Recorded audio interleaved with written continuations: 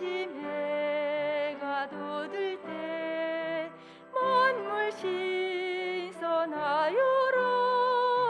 나도 세상 지낼 때에 햇빛 되게 하소서. 주여 나를 도우사 세월 허송 안고서 어두운 세상 지낼 때 햇빛 되게 하소서. 새로운 광음을 보람 있게 보내고 주의 일을 행할 때에 햇빛 되게 하소서. 주여 나를 도우사 세월 허송 안고서 어두운 세상 지낼 때 햇빛 되게 하소서. 한 번 가면 안 오는 빠른 광음 지날 때 귀한 시간 맞춰서 햇빛 되게 하소서. 주여 나를 도우사 세월 허송 안고서 어두운 세상 지낼 때 햇빛 되게 하소서. 밤낮 주를 위하여 몸과 마음을 드리고 주의 사랑 나타내 햇빛 되게 하소서. 주여 나를 도우사 세월 허송 안고서 어두운 세상 지낼 때 햇빛 되게 하소서.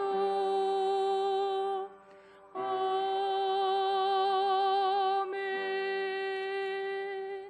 아멘. 찬송가 432장 찬양하시겠습니다.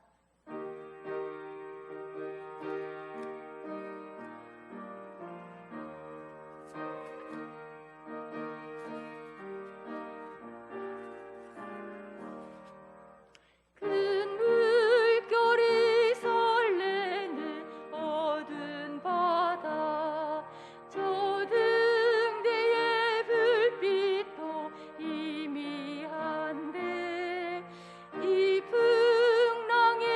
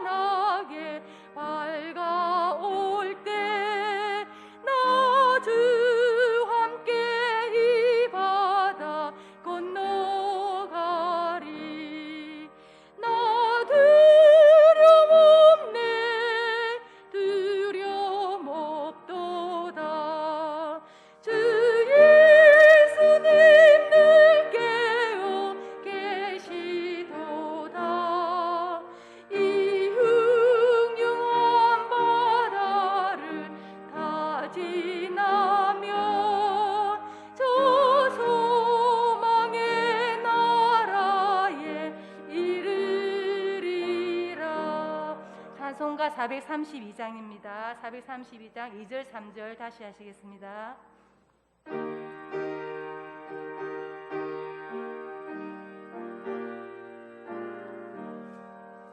큰 풍랑이 이 배를 위협하며 저 깊은 물이 벌려 달려드나 이 바다에 노조 항해하는 이 작은 배 사공은 주님이라. 나 두려움 없도다.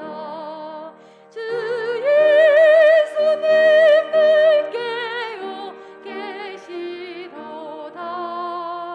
이 흉흉한 바다를 다 지나면 저 소망의 나라에 이르리라.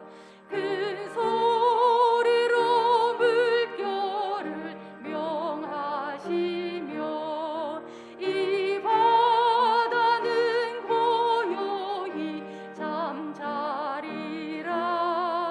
저 동력이 환하게 밝아올 때 나 주 함께 이 바다 건너가리. 나 두려움 없도다. 주 예수님 늘 깨어 계시도다. 이 흉흉한 바다를 다 지나면 저 소망의 나라에 이르리라. 아멘. 기도하시겠습니다.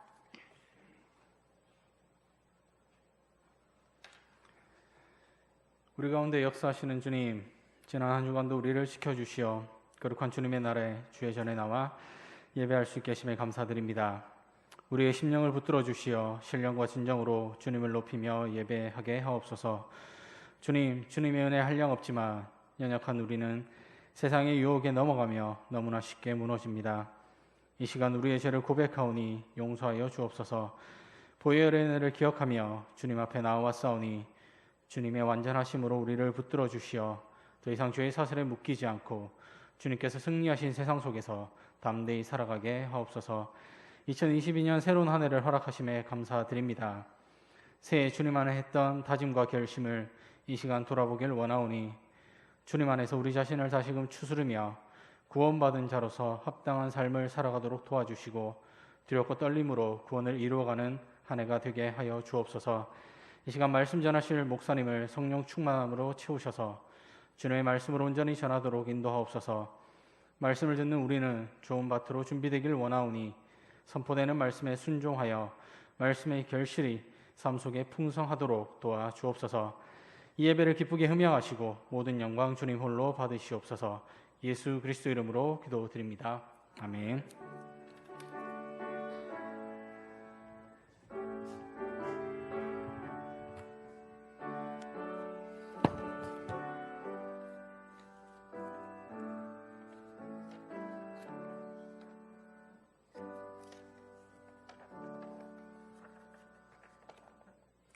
하나님 말씀은 전도서 1장 1절부터 7절까지 말씀 보겠습니다. 전도서 1장 1절부터 7절 한 절씩 교독하겠습니다. 948쪽, 구약성경 948쪽. 다윗의 아들 예루살렘 왕 전도자의 말씀이라.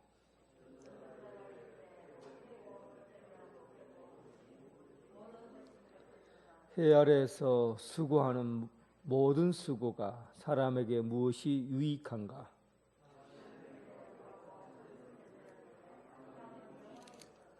해는 뜨고 해는 지되 그 떴던 곳으로 빨리 돌아가고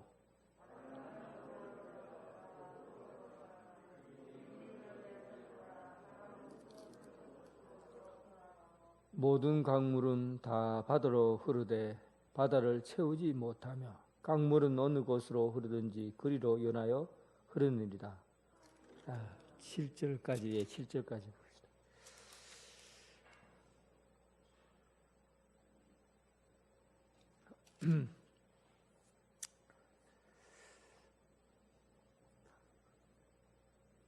참 인생을 살아보면 인생이 늘 즐겁고 기쁘고 감사하고 그런 것 같지는 않은 것 같아요.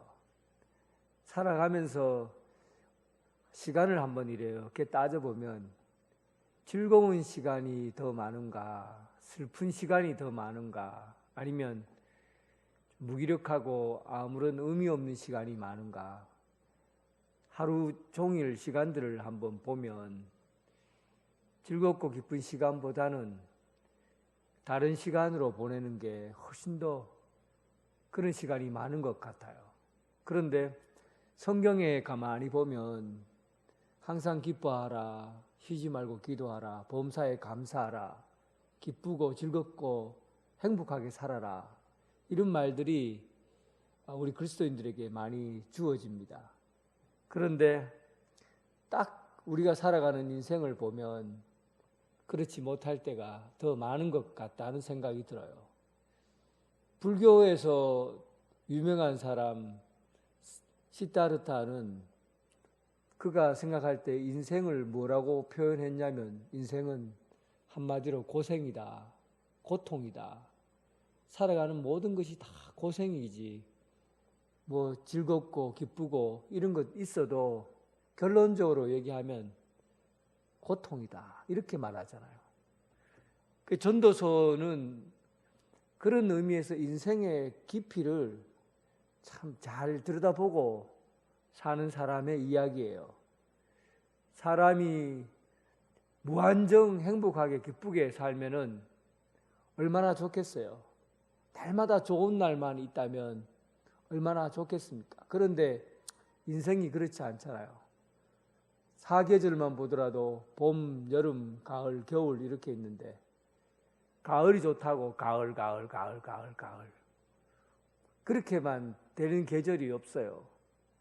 인생은 봄이 있고 여름이 있고 가을이 있고 겨울이 계속 변화되는 삶 가운데 사는 것이죠. 그래서 이런 고통이라든지 고생, 아픔 이런 모든 것이 다 인생에 녹아져 있는데 이 인생의 결론, 이 인생을 살아가면서 겪게 되는 많은 것들 가운데서 참으로 의미가 있고 가치가 있고 참된 삶이 무엇인가, 이런 것들을 고민해 보지 않을 수가 없습니다.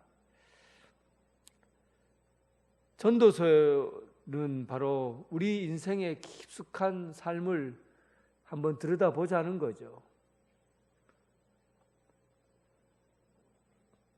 원래 전도서라는 이 말은 히브리어로 코헬렛이라고 하거든요. 코헬렛이라고 하는데 이 코헬렛이라는 것은 사람을 모아놓고 뭔가를 전하는 사람, 이것을 코헬렛이라고 그래요. 그러니까 이제 전도자라고 말해요. 전도서는 전도자라고 말하죠. 또 다른 의미로 보자면 설교자라고 말할 수도 있어요. 사람들을 모아놓고 인생에 뭔가를 전하는 사람, 코헬렛, 전도자, 설교자, 뭐 이런 의미를 가지고 있습니다. 그런데 잠언하고 전도서하고 좀 차이가 있는 것은 잠언은 격언, 이야기, 짧은 이야기, 속담 이런 것으로 되어 있다고 그랬어요. 이런 것들은 그냥 사람에게 있어서 즉각적으로 뭔가 교훈을 주고 지침이 되는 그런 내용들이 잠언입니다. 그래서 일상생활에서 번뜩이는, 번쩍번쩍거리고 번뜩이는 그런 의미들을 깨닫게 해주는 말씀이 잠언에 많이 나와 있어요.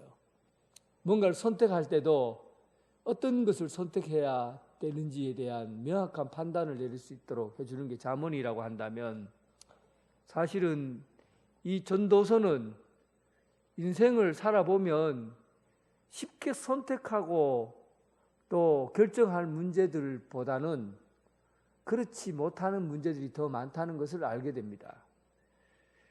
그래서 오늘 본문에도 이 책의 저자가 누구로 나와 있냐면 1장 1절에 보니까 다윗의 아들 예루살렘 왕 전도자의 말씀이라 그렇게 되어 있잖아요.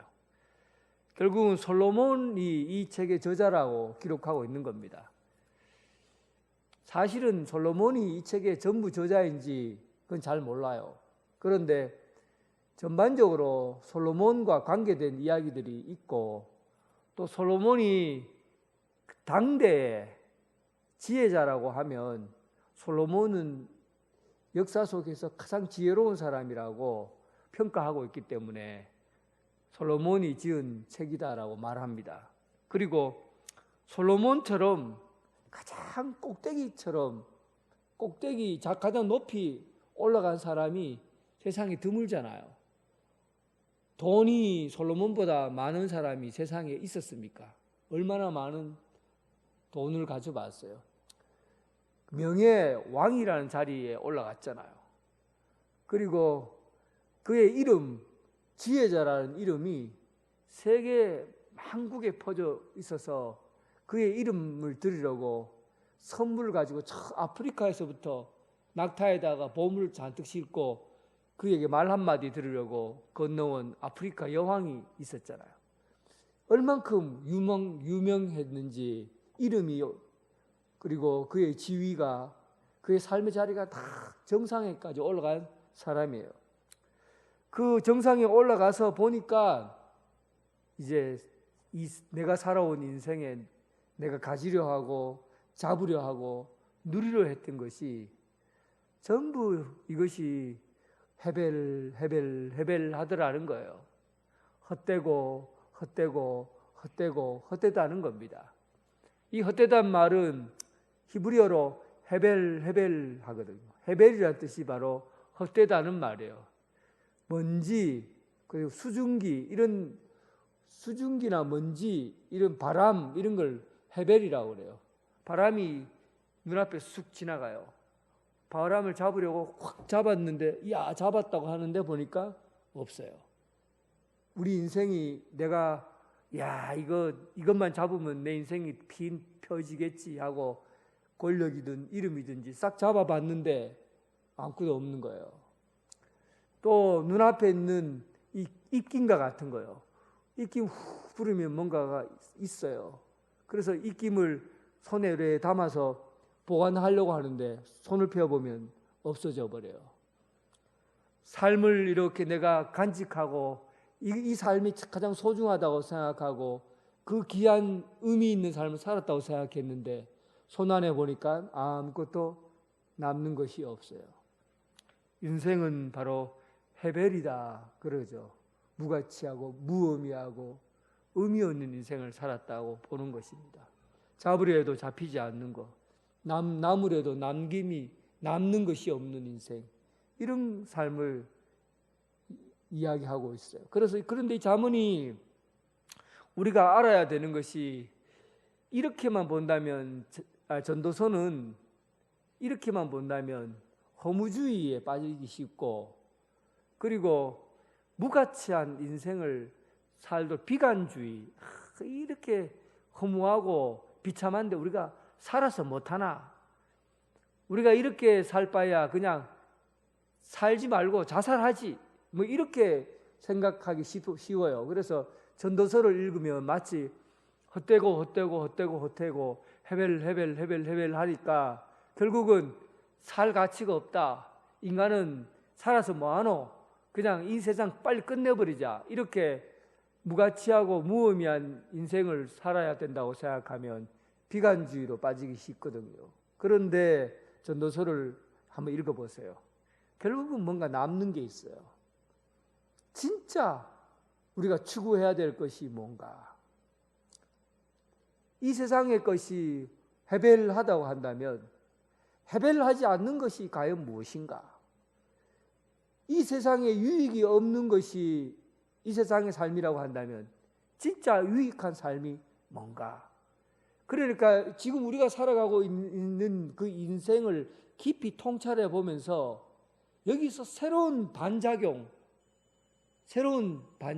그러니까 살아야 될 이유, 추구해야 될 이유, 가치 있는 것이 무엇인지를 찾게 해주는 그런 의미로서 전도서의 의미가 남아있어요. 그래서 여러분 오늘 말씀을 들으시고 전도서 몇 장 되지 않으니까 1장부터 12장까지 한번 천천히 읽어보면, 집에 가서 읽어보시면 참된 의미와 가치를 여러분들 마음에 남아있게 될 것입니다.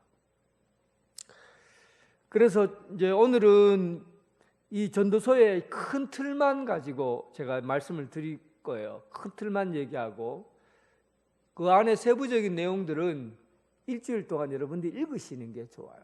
그래야지 말씀이 좀 더 깊게 박힐 겁니다. 큰 틀에서만 세 가지만 말씀을 드릴 거예요.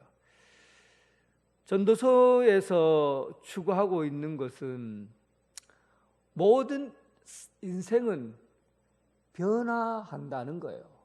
모든 것은 다 변한다는 거예요. 흐르고 변한다. 1장 4절 같이 한번 읽어보겠습니다. 1장 4절 시작.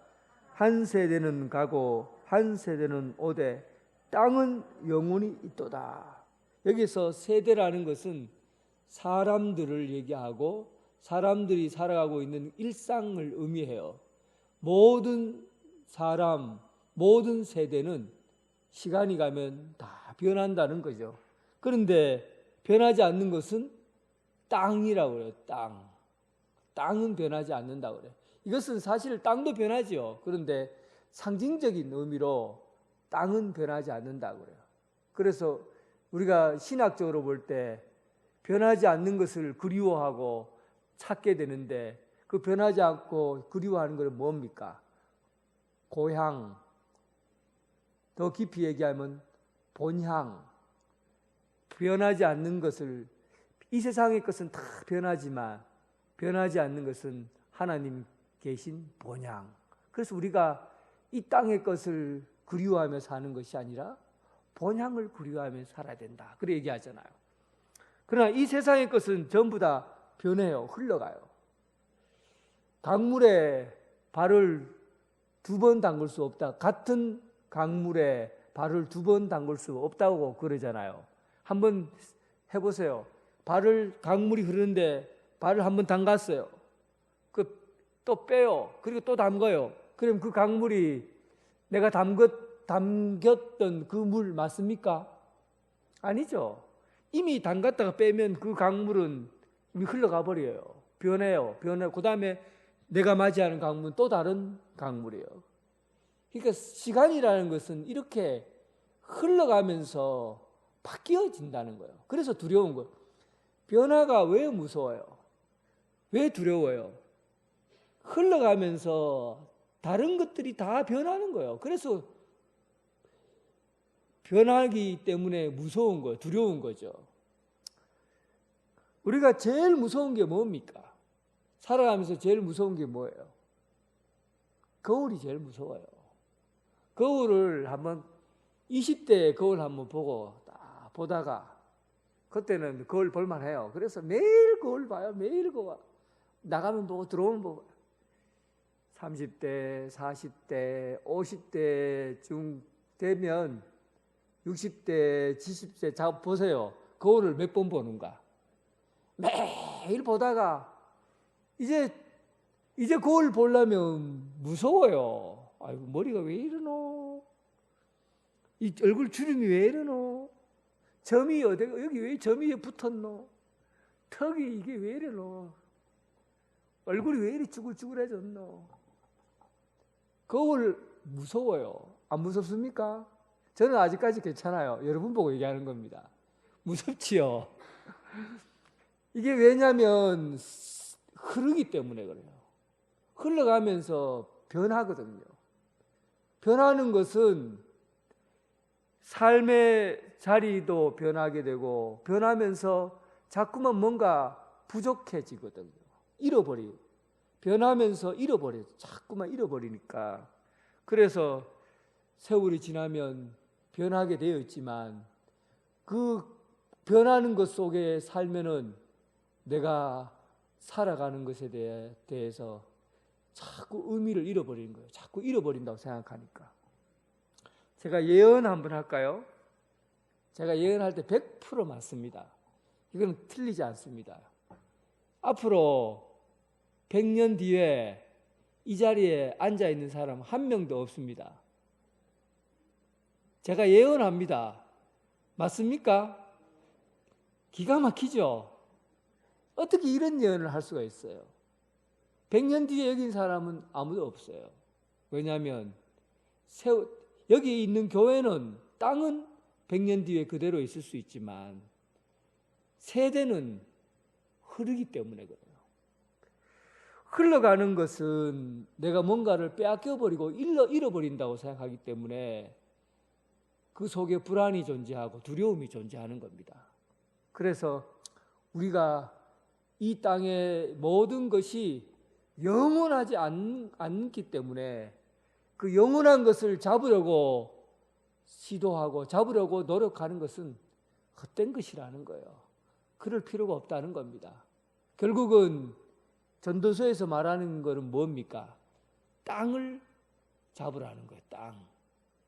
영원하지 않는 세월을 잡는 것이 아니라 땅을 잡으라는 겁니다. 영원한 것이 과연 무엇인가 하는 거죠. 그 나중에 또 얘기할 겁니다. 그리고 두 번째 이 전도서에서 말하는 것은 무엇이 정말 의미가 있는가? 무엇이 사는데 참으로 의미가 있는가 하는 거죠. 사람은 의미 없는 인생만큼 사람을 피곤하게 하는 게 없어요. 1장 8절 한번 볼까요? 1장 8절 같이 읽어보겠습니다. 모든 만물이 피곤하다는 것을 사람이야말로 다 말할 수 없나니 눈은 보아도 족함이 없고 귀는 들어도 가득 차지 아니하로다. 사람이 보니까요, 태양이 떠서 지고 그 다음에 봄, 여름, 가을, 겨울 움직이고 계절마다 똑같이 움직이고 보니까 모든 자연 만물이 피곤해 보이는 거예요. 똑같이 반복해서 움직이는 거예요. 사실은 이 자연 만물이 움직이는 것이 피곤한 게 아니라 사람이 피곤한 거예요. 보는 사람이 피곤한 겁니다. 왜 보는 사람이 피곤하면 의미 없이 똑같이 반복되는 것을 사람은 견디지를 못해요. 왜냐하면 의미가 없다고 생각하기 때문에. 그래서 똑같은 일이 반복하면 그것만큼 피곤한 것이 없어요. 러시아 사람들에게 있어서 가장 혹독한 벌이 있어요. 얼마나 춥습니까, 러시아가. 그런데 가장 혹독한 벌이 뭐냐면 삽 한 자루 주고 땅 파라는 거예요. 땅 파요. 땅 묻으라는 거예요. 묻어요. 또 파라는 거예요. 또 파요. 묻으라는 거예요. 또 묻어요. 하루 종일 그 자리에서 땅 파고 묻고 파고 묻고 사람들이 견딜 수가 없어요. 인생에서 가장 심한 벌은 뭐냐면 아무런 의미 없이 땅 파고 묻고 땅 파고 묻고 하는 것이 반복해서 하는 것을 가장 두려워하고 무섭고 그리고 의미 없이 피곤하다고 생각하는 거예요. 여러분 직장 생활에도 마찬가지예요. 직장에도 그냥 매번 똑같은 일을 반복해서 한다고 생각하면 그런 것에서 그렇게 똑같은 일을 반복한다고만 생각하면 그 직장은 못 견뎌요. 견딜 수 없어요. 그래도 거기에서 의미를 찾고 내가 이 일을 통해서 우리 자식들 밥 벌어 먹여야지. 이거 하면은 이 일로 통해서 내가 건강해지겠지. 삶이 건강해지겠지. 하고 뭔가 의미를 부여하고 가치를 부여해야 살지요. 그렇지 않으면 견딜 수가 없는 겁니다. 근데 전도서에서 우리가 살아보니까 해 아래에서 사는 모든 것들이 처음에는 내가 뭔가 가치가 있는 것처럼 생각하고 그렇게 살았는데 살다 보니까 늘 똑같은 일이 반복되고 특별한 의미 있다고 생각했는데도 그것이 의미 없이 사라져 버리니까 결국은 빨리 은퇴해야 되겠다. 내가 이 일을 또 같이 한다는 게 뭐가 그렇게 살겠노? 의미를 잃어버리면 못 견디는 거예요. 우리 동기들 만나보면 이런 얘기 많이 합니다. 나는 목회 이제 20년 딱 채우면 그만할 거야. 매주일마다 이거 보통 내가 힘든 게 아니야. 설교를 매번 10편씩 하는 거 너무 힘들어. 나 이제 어디서 그냥 땅 파고 농사 지으러 갈 거야 하고는 제인데 그렇게 얘기하는 사람들 꽤 있어요. 제 주변에. 도저히 못 견디겠어. 처음에는 소명 가지고 말씀 준비하고 또 그렇게 기쁨을 가지고 이렇게 하다가 이게 한 10년 지나고 20년 지나고 하면 사람이 그때부터는 이게 반복적으로 그냥 자꾸만 채워지게 되거든요. 하나님의 그 뜻을 깊이 알지 못하고 의미 없이 직장인으로서 그냥 소명을 잃어버리고 살면 힘을 잃어버리게 되고 무의미하게 되고 가치를 잃어버리게 되는 겁니다. 그래서 인생이 왜 사는가, 왜 살아야 되는가 하는 그런 질문을 하게 된다는 거죠. 그리고 세 번째는 우리가 수고하고 애쓰는 것이 무엇이 유익한가 하는 거예요. 유익이 있는가 하는 문제입니다. 3절 말씀, 1장 3절 말씀 보겠습니다. 같이 읽어보게요. 해 아래서 수고하는 모든 수고가 사람에게 무엇이 유익한가? 여기서 유익하다는 말은 남는 것이 있는가? 내가 해 아래서, 그죠? 해 위에서가 아니라 해 아래에서 이 땅에서 수고해서 명예를 얻고 권력을 얻고 돈을 많이 벌었어요. 그런데 정말 남는 것이 있는가? 내게 무엇이 남는가? 저는 나폴레옹이 죽을 때 그가 했던 유언이 그 진짜인지 가짜인지는 몰라요. 그런데 그런 유언에 대한 이야기들이 있어요. 나폴레옹은 33살에 얼마나 많은 땅을 소유하고 전 세계를 자기 나라로 만들려고 그렇게 살아왔던 사람 아닙니까? 그런데 이 나폴레옹이 죽을 때 그 권력을 소유하고 또 명예를 소유하고 했던 그 사람이 죽을 때 이런 유언을 냈다고 그래요. 내가 죽으면 관에 구멍을 2개를 딱 내달라고 그래요.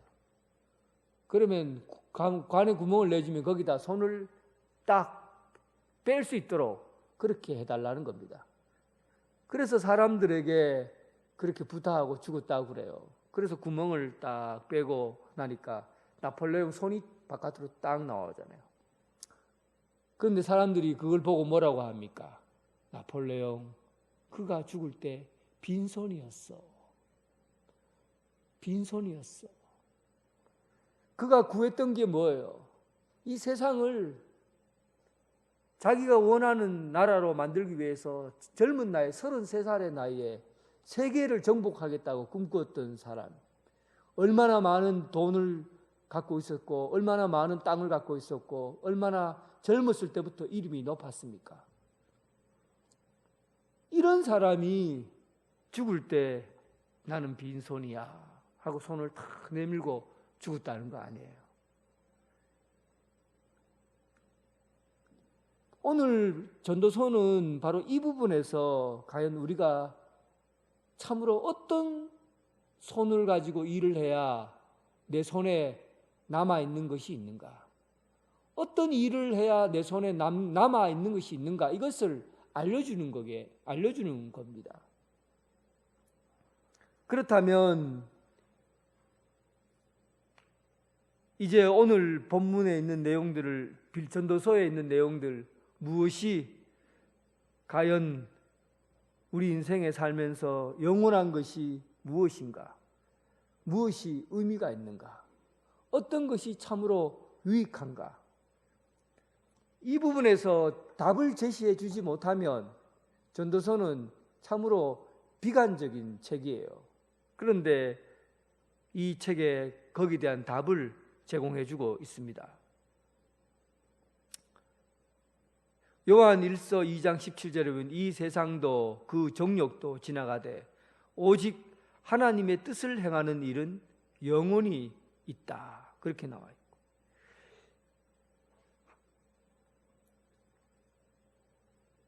하나님의 이 세상 천지는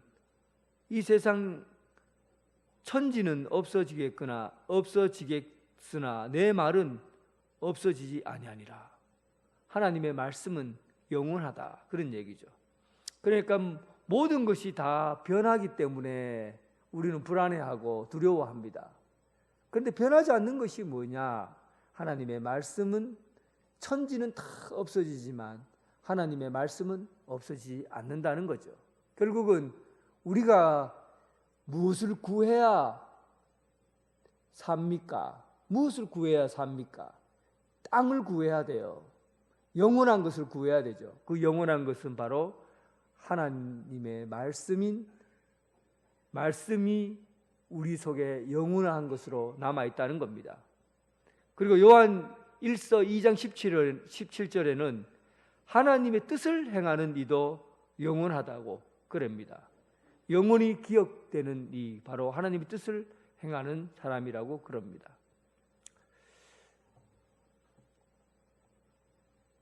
탤런트들이나 가수 또 인기 있는 사람들에게서 무서운 게 뭐냐 물어보면요, 나를 기억하지 못할까, 그게 두렵답니다.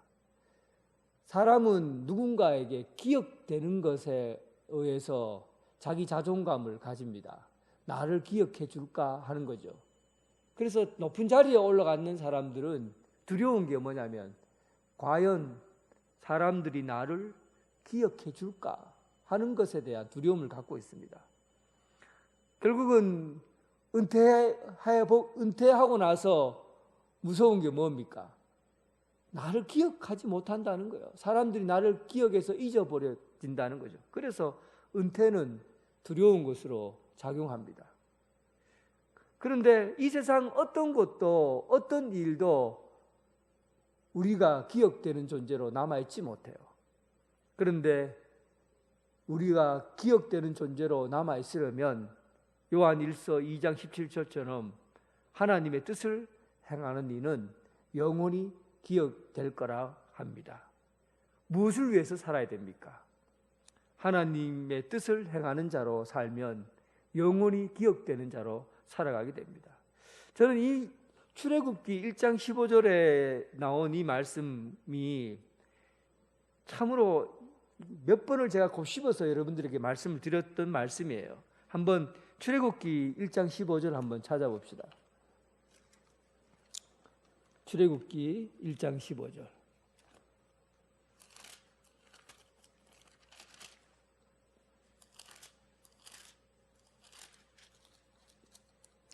제가 여러분들에게 몇 번을 강조했던 말씀인데 1장 15절 함께 읽어보겠습니다. 출애굽기 1장 15절 시작. 애굽 왕이 히브리 산파 시프라라 하는 사람과 부하라고 하는 사람에게 말하되, 그래 나와 있죠. 근데 이 부분에 저는 굉장한 감동을 받았어요. 왜냐하면 애굽 왕은 그때 당시에 나일강 주변으로 해서 그때 13개에서 가장 큰 나라로 세워졌던 나라가 이집트, 애굽이에요. 그때 피라미드를 세웠을 때 그 피라미드를 가지고 5,000년 동안 그 피라미드 갖고 지금 이집트 사람들이 먹고 삽니다. 그때 세운 이집트의 무덤을 가지고 먹고 살아요. 그러니까 그 이집트의 무덤을 세울 때 그 왕들의 이름이 역사 속에 그대로 남아 있습니다. 왕들의 이름이 대단해요. 이집트의 피라미드를 세운 왕이에요. 이들이 이름이 쫙 기록되어 있어요. 일반 역사가. 그런데 성경에는 그냥 애굽 왕이에요.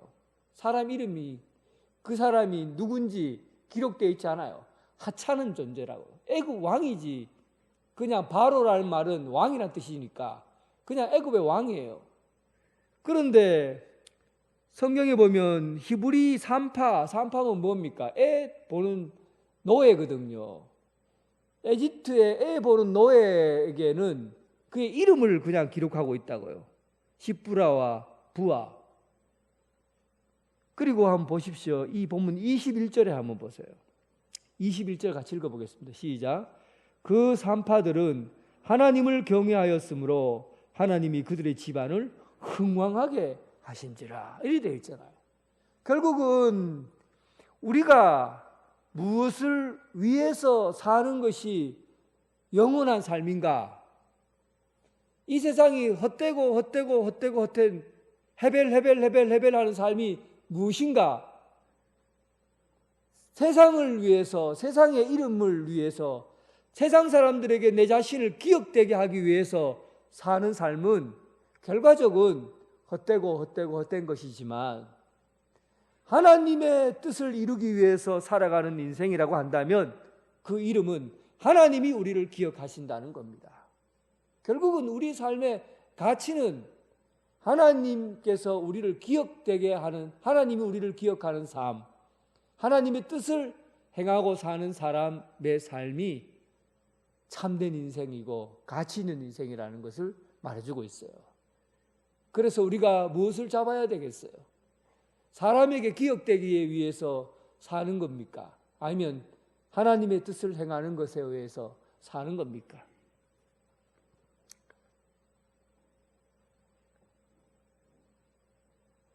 전도서 9장 1절에 보면 이 모든 것을 내 마음에 두고 이 모든 것을 살펴본즉 의인이나 지혜자들이나 그의 행위나 모두 다 하나님의 손 안에 있으니.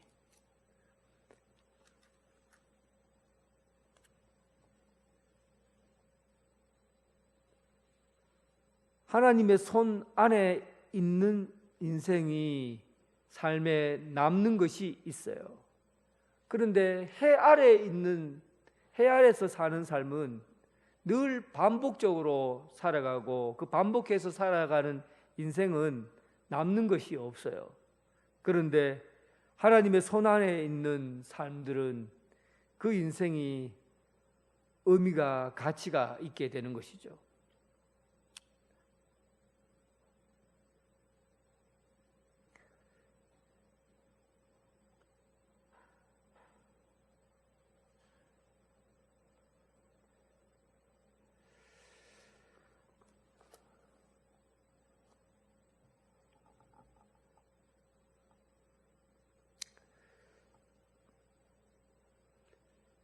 사람이 보통 신제품을 좋아하는 사람들이 많잖아요.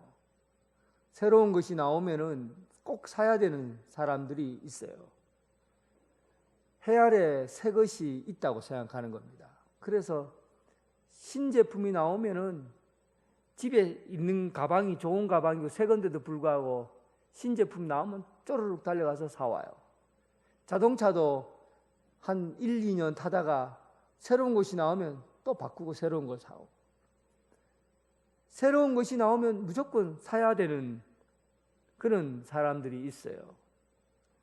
그것은 사람의 마음이 언제나 이 부족하기 때문에 그렇습니다.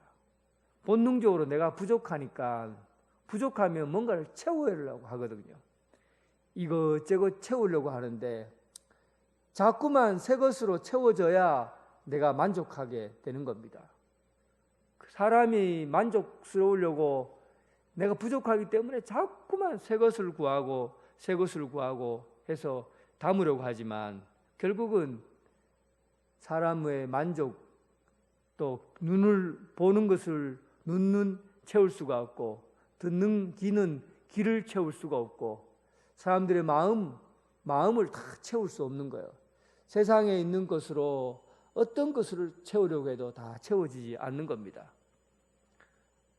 그래서 전도서에서 말하는 것은 우리가 새 것을 구하고 해 아래에 있는 그 어떤 새 것을 구해도 그 새 것을 통해서 만족할 만한 것은 세상에 존재하지 않는다는 거예요. 결론은 뭡니까? 결론은 내가 새 것을 구하는 것이 아니라, 새 것을 구하는 것은 헛된 것이에요. 그러나 새 것을 구하는 것이 아니라 내가 새로운 사람이 되는 것입니다. 이게 전도서의 대안이에요. 우리 인생이 어떻게 새로운 것을 추구하며 사는 건가? 새로운 것을 구하고 찾으며 사는 것이 아니라 내 자신이 새롭게 되는 겁니다. 그러면 새로운 인생을 살아갈 수가 있게 됩니다. 마지막 전도서 12장은 결론 부분에 해당되는데 12장 1절 마지막으로 한번 읽어보겠습니다. 12장 1절 전도서 12장 1절 같이 한번 읽어보겠습니다. 너는 청년의 때 너의 창조주를 기억하라. 곧 공고한 날이 이르기 전에 나는 아무 낙이 없다고 할 해들이 가깝기 전에 나는 아무 낙이 없다고 할 해들이 가깝기 전에 해와 빛과 달과 별들이 어둡기 전에 비에 구름이 다시 일어나기 전에 그리하라. 너는 청년의 때 창조주를 기억하라. 그렇게 나와요. 이게 전도서의 결론에 해당되는 이야기입니다. 그러니까 청년이 무엇이냐 하는 것을 일단 살펴봐야 되는데 청년이라는 것이 단지 젊은 사람을 이야기하는 건가, 나이 든 사람은 이를 얘기하지 않고 젊은 사람을 얘기하는 건가 하는 것에 대해서 일단 살펴봐야 됩니다. 여기서 청년은 단지 나이가 젊기 때문에 청년이라고 말하는 게 아니에요. 오늘 전도서에서 청년이라고 하면 해가 떠서 해가 지는 것처럼, 막 해가 떠올라서 해가 지는 것처럼 해는 언제나 청년으로 산다는 겁니다. 왜 해는 언제나 청년으로 삽니까? 해는 아침에 일어나서 반드시 저 끝까지 달려가야 하는 사명을 갖고 있거든요. 사명을 갖고 시작해서 사명을 완수해야 하는 삶이라고 하면 그 사람은 그것은 언제나 젊은 청년이라는 겁니다. 결국 하나님께서 우리에게 부르신 목적을 안고 살면은 그 사람은 언제나 새로운 삶을 사는 것이고, 새로운 삶을 사는 것뿐만 아니라 또한 그 사람은 언제나 청년의 삶을 사는 것이죠.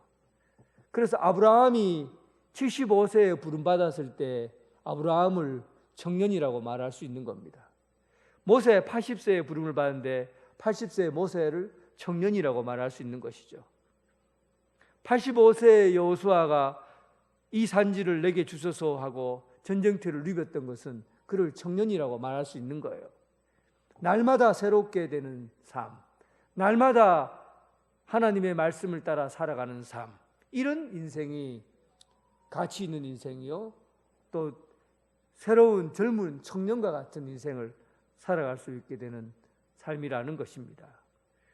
오늘 전도서의 말씀을 통해서 이 세상에 과연 우리가 어떤 인생을 살아야 되는가, 헤벨한 인생이 우리 인생의 전부인가, 이 땅의 것을 구하면, 이 땅의 것을 찾고 갈급해하면 결국은 손에 잡히는 것이 없고 다 먼지처럼 연기처럼 사라지게 될 것이지만, 해 위에 있는 것, 해 아래의 것은 우리가 구하면 구할수록, 해 아래의 것은 구하면 구할수록 바람을 잡는 것과 같지만, 해 위에 있는 것, 영원한 것, 하나님의 말씀, 그리고 하나님께서 우리에게 주신 사명, 이런 것들을 이루려고 살면 젊은 청년처럼 언제나 새로운 것을 추구하며 살아갈 수 있고, 또 의미 있고 가치 있는 인생이 우리 인생에 주어지게 될 거라는 것입니다.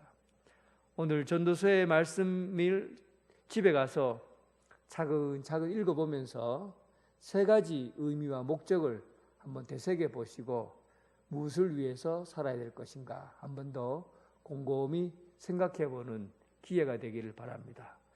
기도하겠습니다. 하나님 아버지, 우리가 살아가고 있는 해 아래의 삶이란 언제나 무가치하고 의미 없이 반복되고 또 이 세상 것들이 아무리 좋아서 날마다 신제품을 품고 그리고 가지고 있어도 얼마 지나지 않으면 다 낡아지고 의미 없어 버리고 사라져 버린다는 것을 알게 해 주옵소서. 세상의 것을 추구하는 인생은 참으로 남는 것이 없고 무의미하며 손에 잡히는 것이 없지만 결국 해 위에 있는 것, 영원하신 하나님, 영원하신 하나님의 말씀, 또 하나님께서 우리에게 주신 소명, 이런 것들을 추구하며 살아갈 때 결국은 언제나 새로운 인생을 살게 되고 참된 가치, 영원한 것을 구하며 살게 될 줄 믿습니다. 땅의 것을 구하지 않고 하늘의 것을 구하며 살아가는 참된 인생이 되게 하여 주옵소서. 예수님 이름으로 기도드립니다. 아멘.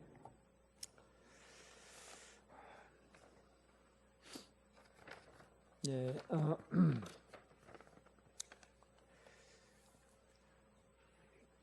구역회가 16일 다음 주부터 시작이 됩니다. 이 구역회라고 하면 구역 모임을 시작한다는 뜻은 아니에요. 구역 모임을 시작하는 것은 아니고 구역 모임은 코로나 상황이 좀 진전되어야 구역 모임을 시작할 수 있습니다. 그래도 여러분 구역장이 좀 관심을 가질 수 있도록 주일날 설교한 내용들을 수요일날 나눠주게 되면 그 나눠주게 된 것들을 가지고 구역 식구들에게 전달해주고 그 다음에 예배 참석했는지 또 집에서 예배 드렸는지 확인하시라는 겁니다. 그래서 이번 1년 동안에는 여러분들이 구역 식구들을 잘 돌볼 수 있는 그런 시간을 좀 가졌으면 합니다.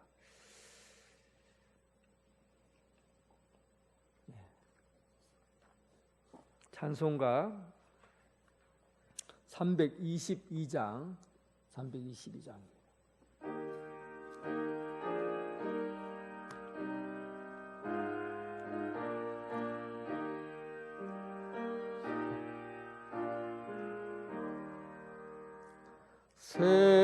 세상의 헛된 신을 버리고 하나님 이름 높여 기리세 온 천하 백성 모두 나와서 다 같이 하나님만 섬기세 세상의 헛된 우상 버리고 인간의 모든 부귀영화와 거짓과 불의 모두 버리고 온전히 하나님만 섬기세 님의 백성 서로 헤아려 시기와 미움 아주 버리고 하나님만을 홀로 섬기는 천국을 어서 이루어 주소서. 아멘. 이제는 예수 그리스도의 은혜와 극진하신 하나님의 사랑과 성령님의 교통하심이 해 아래 것을 추구하지 않고 해 위의 것 오직 영원하신 하나님, 영원하신 하나님의 말씀, 하나님의 뜻을 따라 살기를 원하는 오늘 이 자리에 함께한 성도들과 각 가정에서 예배드리는 성도들 위해 지금부터 영원토록 함께 하시기를 간절히 축원하옵나이다. 아멘.